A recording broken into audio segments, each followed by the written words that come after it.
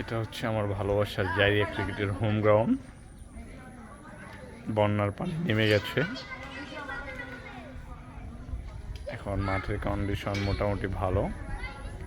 যদি এভাবে রৌদ্র হয় আর বৃষ্টি যদি না আসে, তাহলে আমরা আবার জাইরিয়া ক্রিকেটে গড়াতে পারবে মাঠে। পিচের কন্ডিশন একদম বাজে, আমার ভালো কিছু হবে,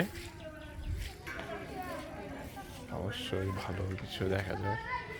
মাঠের কন্ডিশন এটা হচ্ছে আমাদের পিচ, দেখুন আমাদের পিচের কন্ডিশন।